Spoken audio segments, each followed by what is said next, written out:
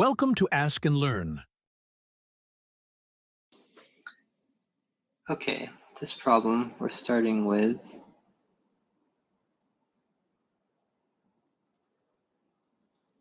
this acyl chloride, and we're trying to access a variety of different compounds.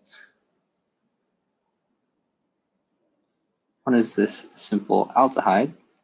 So in order to access this, we need to add a single hydride source, but we don't want to add any more or else we'll get to the final alcohol. So most people would prefer to use something like diol hydride, the diisobutyl aluminum hydride.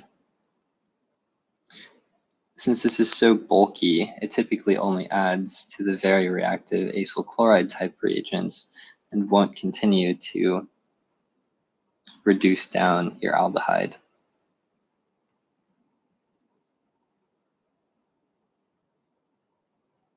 For B, we're trying to access this alpha beta unsaturated ketone. So of course we're going to need to add these two carbons as a nucleophile, but we don't want to add them twice or else we'll end up with the alcohol. So you can actually use the cuprate, and then water, you can access this final product and only add once. The cuprate will not add to the aldehyde again. Actually, on second thought, the cuprate can add to the 4 position, so you may need to use the slightly bulkier cyanocuprate. Okay, we can kind of redraw this. Perhaps we can just fit it on the bottom side. For C, we're trying to access the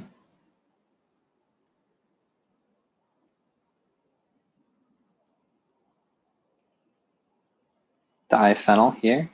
So this one's quite simple, of course. We can just add in the phenolithium, which we'll add twice to access this tertiary alcohol.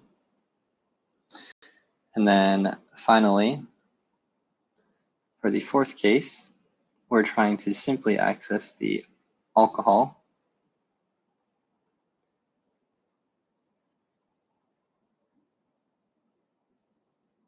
And so you could use something as strongly reducing as a lithium aluminum hydride